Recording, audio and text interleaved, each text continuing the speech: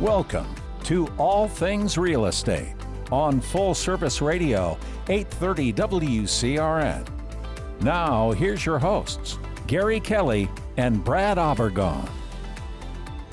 Well, Brad, I'm staring at your face on Zoom and listening to you on WCRN AM 830. So it must be Sunday morning and time for All Things Real Estate. Absolutely. So, Brad, who do you work for? Gary, I'm a senior loan officer with Envision Bank and Mortgage. Your boss is someone by the name of Cynthia. we know that. That is true. And I'm Gary Kelley. I'm with Remax Executive Realty.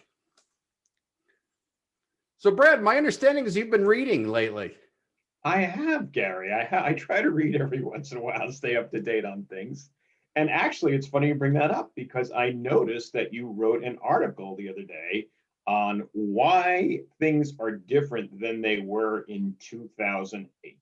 So I thought perhaps you could elaborate on that because I know it's kind of the top of everybody's mind with the market as high as it's risen.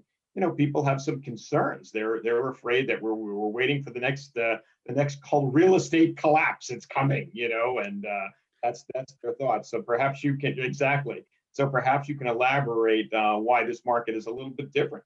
My timing in 2008 was impeccable. I left a corporate job working for Wellington Management out in Marlboro and went to work with three other experienced operators doing real estate investing, redevelopment. We had a company that had a couple hundred residential doors. And so my job was to kind of look over the operational aspects of the company. So I did what I did when I was in corporate America. You know, we put a TV up on the wall and we had CNBC streaming news and all that stuff. And it became clear as the 2008 went on, it was going to be a different kind of time. And you know, one of the guys said, "Can we turn off CNBC?" And we actually put on a webcam that's at Winnetsquam Marine up in New Hampshire, and we watched the sandbar. And you'd walk into the room, and there's one of the partners staring at the TV, just clearly looking at it. And it was a tough time. It was a very tough time. It was scary. We were concerned. You know, we would say things like, "We're going to lose our shirts" and all that. We didn't lose our shirts. But we did retreat and get out of parts of that market. So what do I think it's different now? Well, back then, if you could breathe on a piece of glass and fog it up, you could get a mortgage. You know, Brad, you must remember those days as a senior loan officer. Senior loan officer. It's not only my title, it's also my age.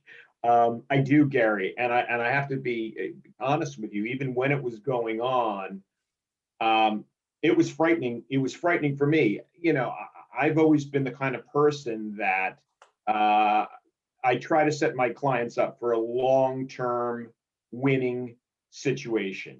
It's more important to me that we set them up with a successful long-term plan than it is just to win, to take an application and close a loan.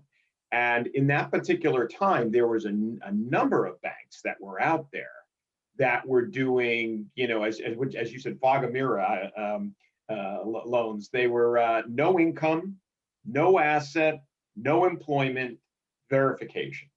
And people were buying properties that should never have been buying properties. And they were buying lots of them. They were buying, not only were they buying residences, but they were buying investment properties by the dozens. And I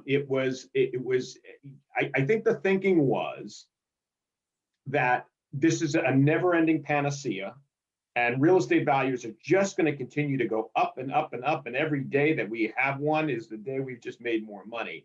And not only did consumers buy into that, but investors bought into that. Wall Street developed an appetite for mortgage-backed securities that were not necessarily not necessarily, they were not fully vetted. They were these no income loans. They were subprime loans. You might have heard about those. There's a movie out called I think The Big Short is the name of it. And there were people that clearly did not have any experience owning real estate, or the funds to back them up, or the reserves to back them up in owning real estate.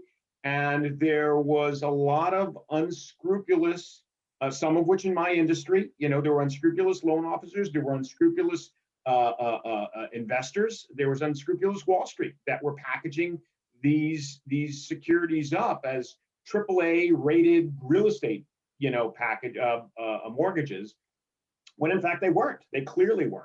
So there was certainly enough blame to go around, but it was a crazy, crazy time.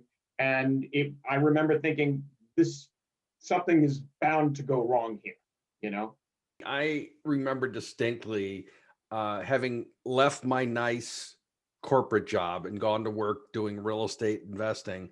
The way we did it at the time is we got individual mortgages on properties. And I remember sitting with the loan officer who said to me, what's your income? This is for the first property I was going to be a part of buying. And I said, well, I don't have an income. I just started here. We haven't closed anything yet. I'm buying in. And he says, you don't have any income? I said, well, I do have kind of a hobby lawn business. He says, what do you make at that? 70 grand? And I laughed and I said, yeah, right. And he writes it down. And I said, no, that's not it. He says, it'll be fine. And I remember being struck by this is not good. If this is how challenging it is now, they'd have to count the number of blades of grass that we cut. I mean, it's just way different. The other thing that's different now is that there's a shortage of homes on the market. When I wrote the article, which was March 27th, there were 7 homes for sale in Westboro. And the thing that strikes me is, Tom Brady's won the Super Bowl that many times, for crying out loud. But if you look at what's on the market, literally now, we are at a point where we are just now hitting the highest point we've had this year, but we're still well below where we've been. And as of last weekend, we had for single family, condos, multifamily in Massachusetts on the MLS system, we had 6,852 homes. The highest we've had this year is 6,885. Why am I spending time about it? It's really the first time this year we've seen a substantive uptick in the number of homes on the market. And I think what it's suggesting, at least to me, is there are a number of people that have said, I don't want to be on the market. I don't want to have people coming into my home. They're going to be dripping COVID. It's going to be horrible. And I think what they're saying now is, I've got my first shot, or I can leave the house and wear a mask and that kind of stuff. And so I think what you're seeing is after Easter, you have people starting to say, I want to sell my house for whatever reason. We were still selling houses the whole time. There are still people that get divorced. There are still people that pass away. There are still people that say, I bought a house in South Carolina. I have to get there. All of that was still going on. The market never stopped. And that's a key thing in real estate. The market doesn't stop. There may be peaks, there may be valleys, but it keeps on trucking.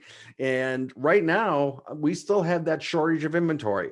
In 2008, we had kind of an opposite problem. We had people dumping properties, trying to get out as quickly as they could. It was a different kind of market. The other thing that's happening right now is new construction. New construction is not making up much of a difference. Now, we could have a long discussion why that is. Some people will opine that's a good word for you on a Sunday morning. Some people will opine that people that went on unemployment haven't gone back to work. And I suspect that there's some of that going on.